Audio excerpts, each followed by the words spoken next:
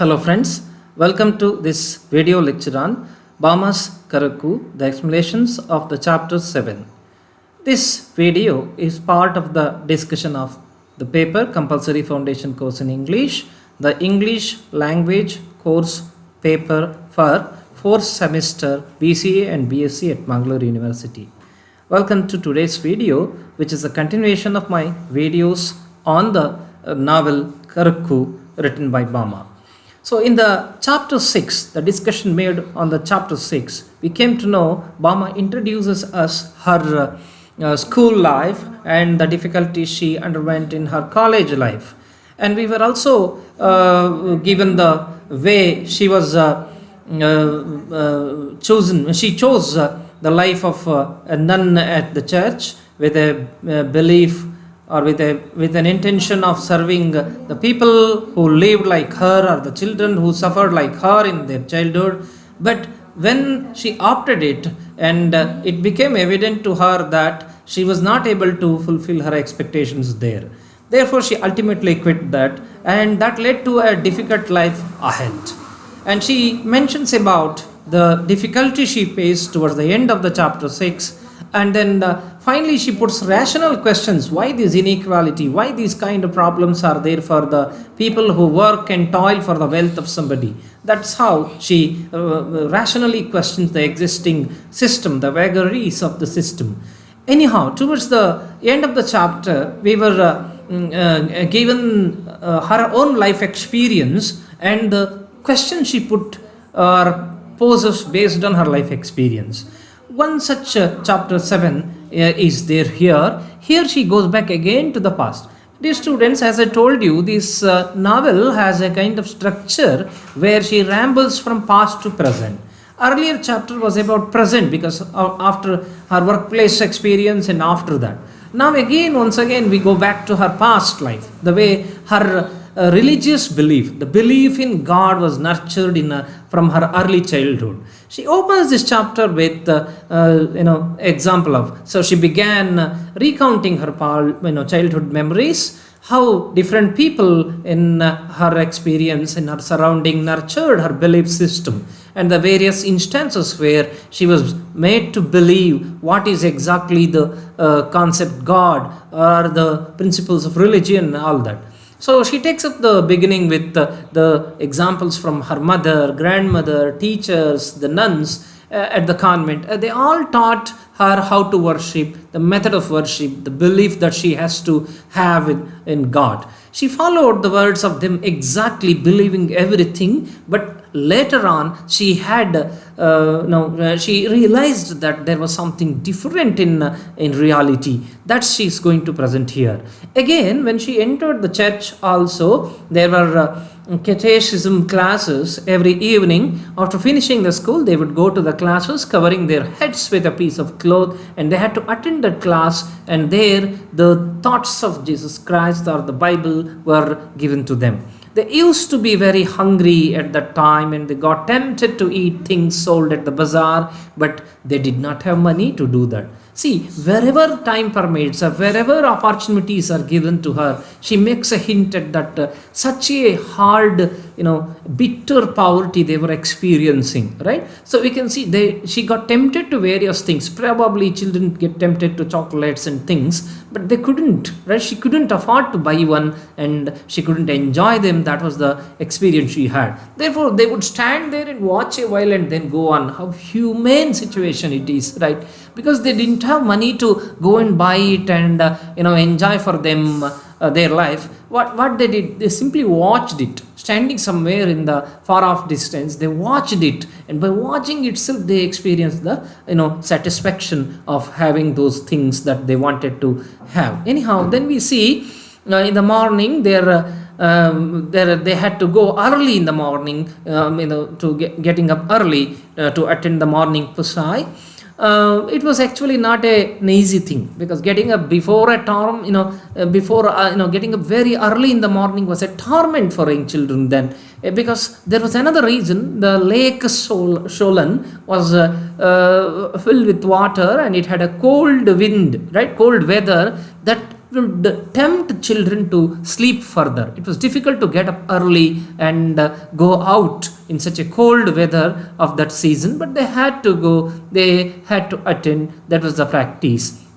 Anyhow, they had to resist all that, and they were used to go to church for morning puja, because they did not go. If they did not go, what would happen? In the next day assembly, they were beaten by the priest or by a teacher. See, I already told you, Bama takes up individual instances to prove the callousness, the indifference the system had towards the Dalits and Dalit Christians, right? So she takes these examples here again once more.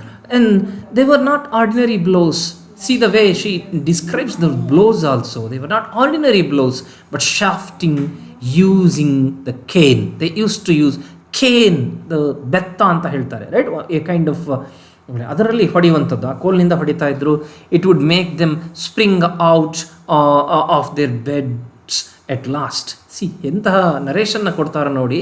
ಆ ಪೆಟ್ಟಿನ ಏನು ನೋವು ಏನಿತ್ತು, that wouldn't let them sleep there on the bed even in the early morning. They would spring out, right, jump out of.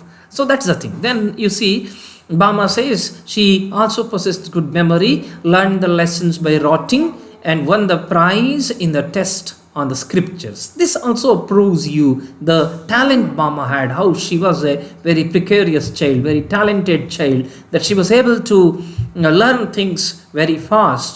And she used to memorize things also. That's another thing. Learn things by rotting. So, well, I have a word, I would like to say something about this rotting. People usually, oppose this rotting, right? So, or by-hearted learning. Of course, it is not good. You cannot by-heart the entire thing. When you have in higher studies, you have books of, 500,000 pages.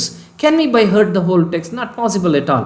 But one thing we can observe here, that the practice of by-hearting or rotting will improve our memory. Because it is somewhere train our memory. That's how people improve memory and become, are able to remember more and more things. I think that's why even young children are made to, by heart, say for example, multiplication tables, for example, right? By hurting, they improve, they hone, they sharpen their memory. Anyhow, so we move on to next part again. You see here, Bama continues, when she was studying in the second class, a priest visited their school. She takes up another individual instance, how priest came to her school. At that time, what happened? Let's see what happened. She says here, all of them felt curious to touch the tall white man with a white beard. I think India, when the British arrived, their attitude towards the white men is reflected once again here through the young children. So they wanted to touch that white man, tall white man. So, but that wasn't possible, of course. The sister asked them to repeat various prayers because to please him, right? They repeated the prayer. It was only Bama who completed them correctly. So Bama completed the prayer. She remembers that past and recalls that she was able to complete it correctly, and he lifted her and kissed her and gave her 5 paisa, right? This amount of 5 paisa was given to her for for reciting the lessons correctly. That's how you see her different instances where Bama can prove, she proved her innate ability to learn. Rather, I can say it is not innate ability, it is nurtured one. It is trained. It's out of her experience of life. She developed that one. She was pleased by this, and her heart filled with joy. As the famous song says, my heart leaps with joy. She was happy, right? She was happy with that incident. She took the coin and kept it in her skirt to show it at home. That's how she recollects one experience where an appreciation was given in her process of nurturing the belief in God. She made herself first communion while her first communion while she was in second class. When she was in the third standard, the bishop of Madurai confirmed her. So that was about the communion, the Christian practice of communion that she did during her study at the primary school run by nuns. Her sister trusted her to lock up and open the parish church and other valuable books. She recalls every incident to prove that how she was a very important person in the religious setup of convent or church also. Then she had some, whenever she had to go alone, she would take other children with her. So whenever she had to go alone to that church, open the room, she would take other children with her. What's the reason? Because she had the fear. She would get frightened a lot if she had to stay alone in the church. That was the reason, right? Why she has to feel fear to stay at the church? That question pops up in our mind because there is a reason. She would remember the stories of devils, told by those sisters, the stories from the scriptures told by the sister, which were about the devils. So I think the stories that elders, tell children is important in creating creating a vision among them. So we can see here they were given the stories of ghosts, and therefore a kind of fear of a ghost or even going alone to church was developed among young children like Mama then. She complains that nuns never told children any cheerful stories. It was always about sin. So that was the thing, right? So of course you see the stories were about sin and how to confess that sin and how to get it reduced. That was the thing. They said about the devil who would write down all the sins in a long book and show it to God. That was the story. A devil, like what we say in Hindu belief of Chitragupta and Yama. Chitragupta is the one who records the evil things of men and finally report it to Yama. Similarly, here you can see a devil is to write down all the sins and in a long notebook. Don't know which notebook, but you can see. No, just don't mind. So you can see those things were recorded in a notebook and show it to God. That was the belief among people. I know sometimes we may feel that these beliefs may have empirical evidence or not, but these beliefs are something to people, because you can see just by this belief it would direct people in the right path, as much as possible in the righteous path. I think their religious values or religious beliefs in scriptures, the beliefs stated in scriptures are important in life. We can see one more such instance from the Bible here. Anyhow, we can go ahead. Out of the fear of the evil and the nuns, she would do all she could do to keep the sisters in good humor, right? So there was a fear of devil, so fear of the devils about which the stories were told, and she would do all that is possible to keep the sisters in good humor. Then we go ahead, you can see, followed the sisters in all the things and often repeated her prayers. Whenever she was asked to say the prayer, she repeated the prayers perfectly. And she says she was shaken to the core at the very thought of the devil appearing before her. It is the story of devil, therefore, that somewhere kept her in fear, and that fear of devil, kept her in the path of progress in that religious setup. That's probably the purpose of even those telling stories also. Made her confession over trivial things. Because she had that fear of sin, she, whenever possible, made the confession. Wherever the possibility of confession, she made confession over the trivial things. They were not very serious things to confess, but she used to do that. Said 3 Hail Marys as her punishment. That was the way confession is made at the church. She used to say 3 Hail Marys as the part of confession as punishment for herself, and observed all the instructions, therefore carefully, received her first communion and was confirmed also. However, she did not have did not have the experience of any blood flowing out of her mouth during communion. It was said in stories, probably it was said or instructed like blood flowing in communion, but that was not there. She again put some kind of rational touch here while questioning the belief of people also gradually. Nor did she feel the spirituous sanctus entering her when the bishop slapped her hard on the cheek as she was confirmed.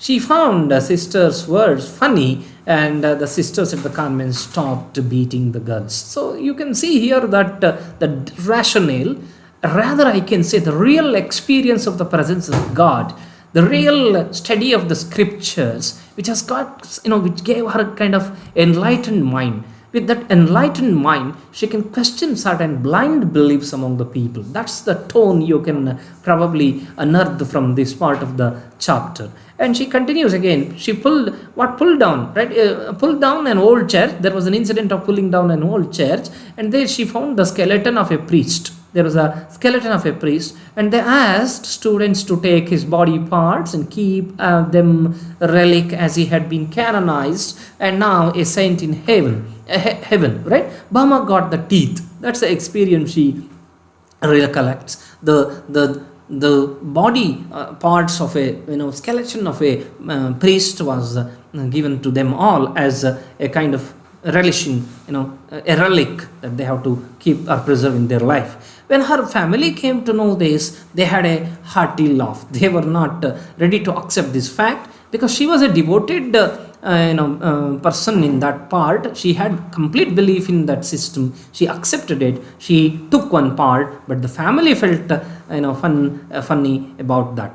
Apart from prayers at school, there would also be family prayers. Right? They would do family prayers at home. That's another way the nurture of belief was continued. On the one hand, you see nurture of belief at the church. Now the nurture of belief at the family also. Even if the children were hungry, they had to participate in the ritual before eating any food. That was the stricture there in their family life also. Then they therefore said the prayer only out of a sense of duty. Things most often performed as a sense of duty. So I think religious practices and rituals are not to perform as a sense of duty, rather it's part of devotion, right? One has to think of things in a point of view of devotion. Unless without devotion there is no meaning in doing religious practices, but because they were forced to do, compelled to do, it was a sense of duty for them. In order to get their food or something, they had to perform it.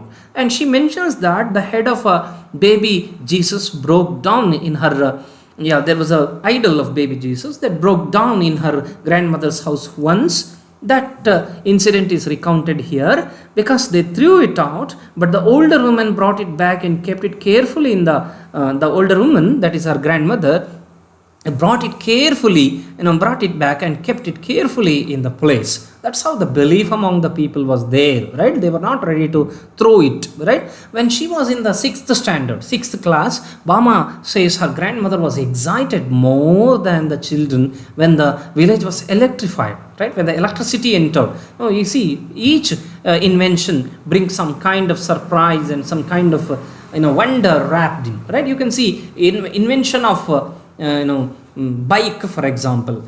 People believed that it was an iron horse, right? People consider it as an iron horse, right? Similarly, you can see invention of television. People, when the television entered some villages, people visited that house and they watched that with wonder. Some even worshipped television, right? Doing some puja to it. The reason is it was a wonder then when it entered or when it came to any society for that matter. You can see here again electricity or the connection provided to the village, electric connection, made them curious. She would keep switching the lights on and off in the evening when it was given to their home. Bama would climb the compound wall of her teacher's house, pluck flowers and place them before the picture of Jesus. These are two incidents again related to electricity, and the other one that the way she would bring some flower to decorate the picture of Jesus. When she was doing that, once she tried to tuck a flower into one of the 3 holes of a plug fixed in the wall, and she was pulled in by the electric current because it was a wet thing. When she touched that hole, she was pulled, right? Not pushed, pulled in by electric current. That means you can see when the short circuit happens, there are electric touch. It would create that kind of thing. So she felt like as if she was pulled, and she thought God was punishing her for plucking flowers from her teacher's garden. It was a flower from her teacher's garden. She thought so, and she quickly said a prayer to God loudly and vowed never to pluck flower again. That was a belief people had then. Thus, this chapter is a representation of Bama's nurturing of belief in her early childhood. How her belief in Christianity, how her beliefs in the scriptures and Jesus Christ was nurtured through different examples. It is nurtured at school, it is nurtured at convent, and how she underwent a kind of informal education. Already I told you about the importance of informal education. Formal education is somewhere we get admission and we learn some subject and we get write some exam and we pass it. But informal education is something which we have to undergo on our own, right? That she underwent, and her parents, grandparents, the church nurtured her belief system and the method of worshipping during her early childhood. That is clearly stated in this part of the chapter. And we also come to know about that, a reflection on how Bama was conditioned to think. Yeah, the way the system conditioned or made her to think and follow the religious practices, though she found some errors, some of them are futile. So, but still her rationality gives a touch here while questioning some of the things which did not have any logical base. That's how Bama's religious belief and her enlightenment, her true exposure to the true principles brought her some courage to even question the things which have loopholes. Thank you for watching this part of the video. We will continue the discussion in the next video. See you.